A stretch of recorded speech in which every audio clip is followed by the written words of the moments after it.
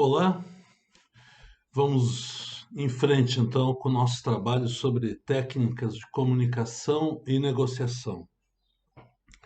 Eu estou enviando para os alunos da disciplina dois manuais que eu acho interessantes, que contêm o básico das técnicas de negociação, seguindo a escola de negociação que eu adoto desde que eu tive uma formação num programa no qual eu fui bolsista na Holanda, e era o pessoal do MIT que treinava a gente para fazer negociação para promover a sustentabilidade. E essa escola de negociação é a abordagem dos ganhos mútuos desenvolvida no Instituto de Construção de Consensos, que é um programa de pesquisa que reúne o MIT e a Escola de Direito de Harvard. E então eu estou mandando esses dois manuais. Ali tem a questão, as ideias básicas das técnicas de negociação. E eu vou repassar aqui com vocês algumas dessas orientações-chave, de modo a apoiar a assimilação, porque ler um manual é uma coisa, né, fria, nem sempre a gente figura completamente na cabeça quando lê um texto. E quem sabe aqui com a nossa conversa, dando exemplos e tal, ajuda a passar. Lembrando que eu sugiro aos meus alunos que sempre procurem combinar com as técnicas de negociação, que são orientações comuns às suas várias áreas de aplicação, né? Não é só para meio ambiente, isso pode servir para outras situações, essas técnicas, porque são técnicas muito baseadas na questão do relacionamento entre as pessoas e em situações de conflito, de modo geral. Mas aos alunos que trabalham com a gestão ambiental, eu lembro que quando a gente traz o conceito de desenvolvimento sustentável, quando a gente busca as alternativas técnicas que a visão de sustentabilidade pode trazer, isso é um elemento extraordinariamente importante para viabilizar entendimentos, né? O outro dia a gente viu aqui o exemplo da zona de amortecimento da Estação Ecológica do Taim, em que na negociação sobre a ampliação da unidade, trazer conhecimento sobre como os produtores, né, rurais das redondezas podem obter maior valor econômico, de uma maneira que é menos agressiva ao meio ambiente, através de um melhoramento do solo, para gerar um pasto mais nutritivo para o gado. Então, como trazer essa técnica orientada pelo conceito do desenvolvimento sustentável facilitou a construção de um entendimento entre os gestores, esses proprietários e outros interesses na sociedade, que para quem é muito importante conservar aquele espaço. Então, começando aqui essa trajetória de focar um pouco mais os grandes passos, as grandes dicas sobre construção de entendimentos em situações de conflito, uma primeira ideia básica é que é fundamental criar condições para o diálogo. Então, a gente tem um ambiente de tensão, de algum tipo, algum nível de tensão, provocada por uma situação em que a transformação do ambiente, de alguma maneira, está aparecendo para as pessoas como uma ameaça ao seu modo de vida, aos seus valores, a maneira como a pessoa se relaciona, como os grupos humanos se relacionam com o ambiente. Então, essa primeira situação, quando eclode o conflito, aparece uma novidade e as pessoas se mobilizam, ela contém, em alguma medida, agressividade na atitude das pessoas. Então, nesse momento inicial, é fundamental para quem tem interesse em obter uma solução dialogada, negociada, pacífica, reduzir a agressividade, criar condições para o diálogo. Porque, obviamente, quando a gente não consegue conversar, fica muito difícil se entender, né? Só pela mímica vai ser difícil chegar, elaborar algum acordo um pouco mais elaborado, né? Pode funcionar, por exemplo, numa paquera, né? A mímica tem um papel importante. Mas numa situação de conflito em que você precisa muitas vezes, né, explorar alternativas e tal, não vai ser possível. Você precisa conversar. E quando as pessoas estão nervosas, as pessoas têm a tendência a agir como quem vai numa reunião do condomínio, o pessoal não está acostumado a conversar numa assembleia, fala todo mundo ao mesmo tempo, e as pessoas acham que para poder ser ouvidos tem que gritar. Então fica uma gritaria e, obviamente, o entendimento não tem muita chance. É bem mais fácil descambar para o xingamento, para a agressão verbal, etc. Muito bem. Uma ideia importante é a gente entender que a agressividade das pessoas, aqui nesse campo da análise do conflito, a agressividade é uma resposta defensiva das pessoas diante da ameaça de dor, né? Eu estou frente a algo ou alguém que me ameaça, de maneira real ou imaginária.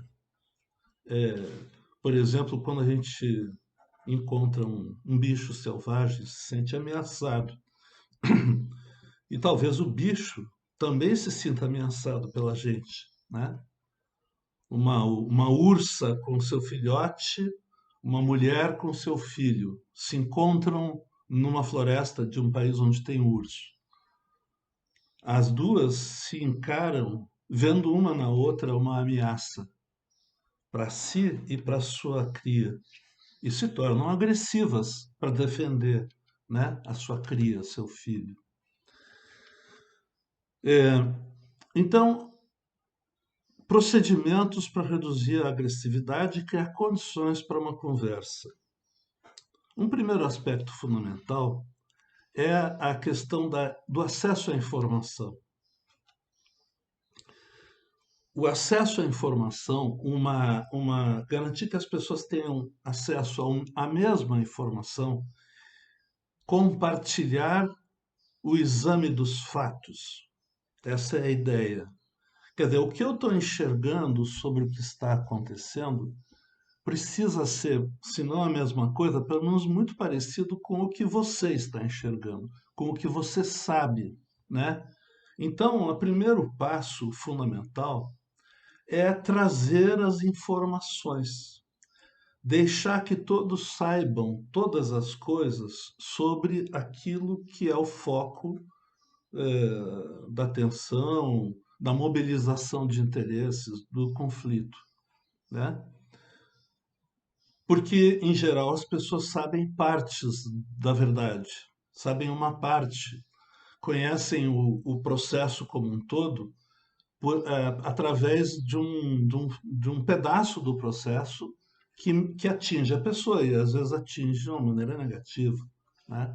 Então, quando a gente vê, por exemplo, os debates sobre a questão da dragagem do porto, a lama que chega na praia, então você tem que entender que tem gente que vem para uma sessão de conversa porque foi na praia e atolou na lama. Então essa pessoa vem com um ânimo para essa conversa e ela só está vendo essa parte do fenômeno.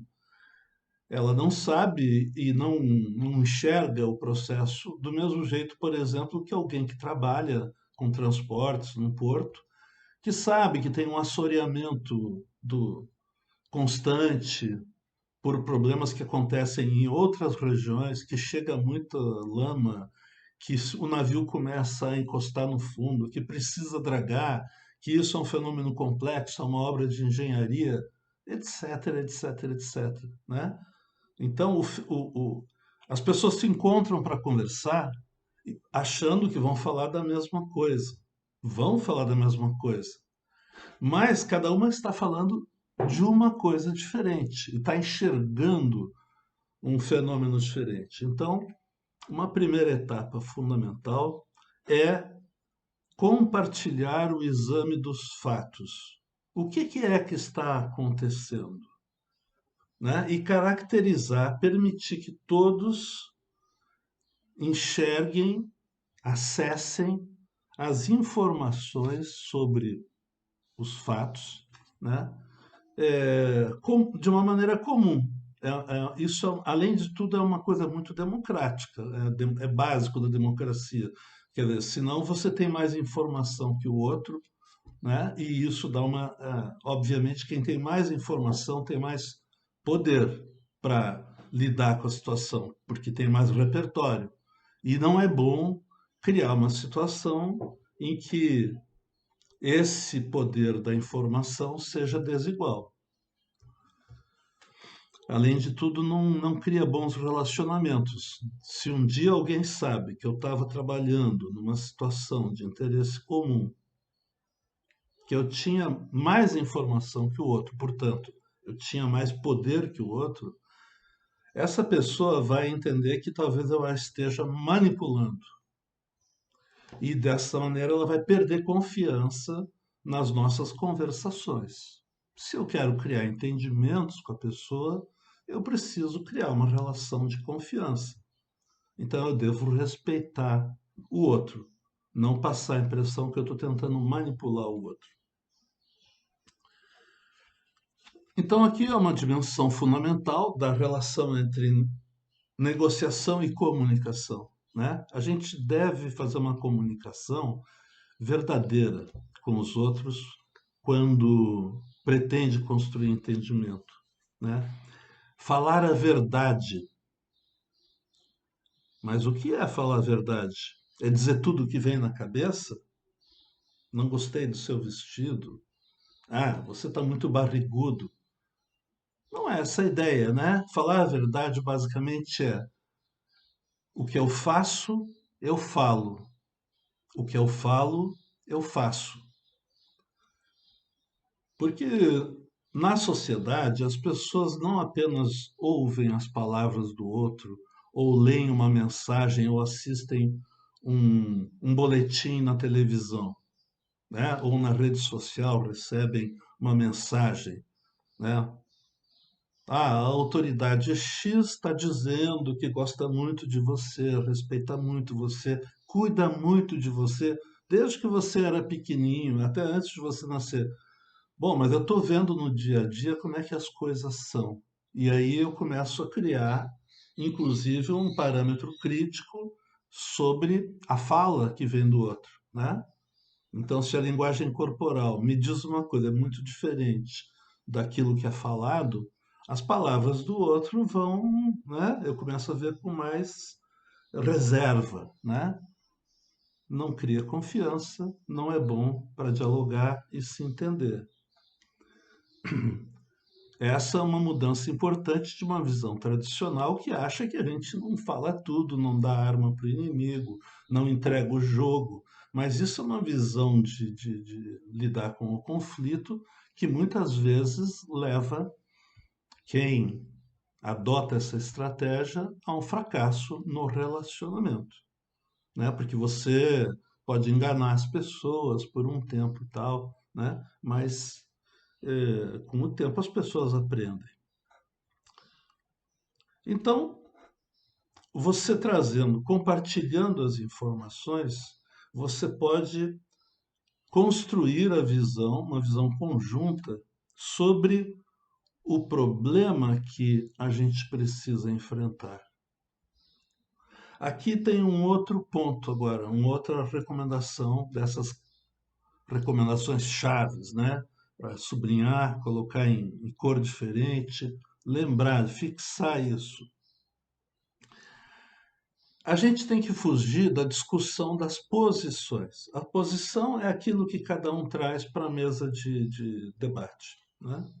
Bom, eu sou a favor, eu sou contra, né?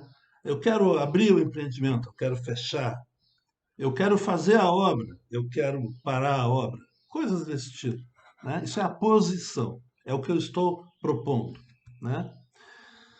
Então, uma operação fundamental é qual é o nosso problema? Não é. Porque se a gente fica discutindo a posição do outro, esse encaminhamento da conversa só vai acirrar os ânimos. Porque aí eu começo a dizer, mas se fizermos o que você quer, é ruim por tais razões. Então, digamos, a obra que você quer continuar fazendo vai prejudicar o ambiente, isso não é bom, isso é uma insensibilidade, isso é negativo, vai destruir. Aí, quando eu ataco a posição do outro, normalmente a pessoa fica meio chateada, né? Muitos se sentem pessoalmente atingidos, né? Como se o que está sendo discutido, o problema, o fenômeno que está em discussão fosse a pessoa, né? E às vezes descamba para uma coisa do tipo, ah, você não está falando a verdade, aí já, opa, né? Então a gente tem que tentar objetivar, quer dizer, o que nós estamos discutindo? Ah, é a relação, por exemplo, desse empreendimento com o meio ambiente. Esse é o nosso problema, né?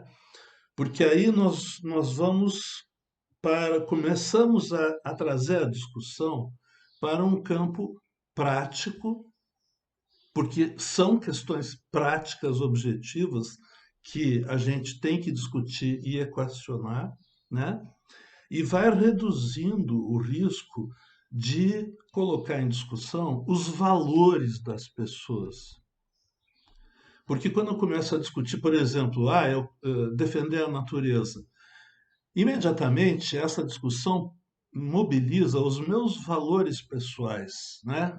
Minhas crenças, tudo aquilo que me define como minha identidade, minha individualidade, que vem da história da família, daquilo que me foi passado na minha educação, daquilo que eu fui adotando como valores na vida, e isso é mobilizado quando a gente vai para uma discussão, e principalmente se ela ficar acalorada. Mas valores, os valores pessoais, são coisas que a gente respeita, a gente não discute. Se eu quero ter uma relação tranquila com alguém, eu não vou questionar a fé, a explicação filosófica, né, mais profunda, no que você acredita, né, o que guia as tuas escolhas na vida. Isso são coisas que a gente deve respeitar, né? Se quer ser respeitado, porque cada um é do seu jeito e nós somos muito diferentes uns dos outros nesse campo mais pessoal. Essa é uma operação básica se eu quero construir entendimento. Qual é a questão prática que eu estou discutindo? Eu não estou discutindo se é mais bacana ser do seu jeito ou ser do meu. Eu estou discutindo uma obra, como é que eu reduzo o impacto ou evito, como é que eu preservo. Eu estou discutindo ah, coisas que nós podemos, inclusive, encarar como algo que é um objetivo comum. É aí que eu quero chegar se eu quero construir entendimento com alguém que pensa diferente porque está numa posição diferente da minha. Ele está olhando o mundo a partir de um outro lugar. Eu estou na praia no momento de descanso.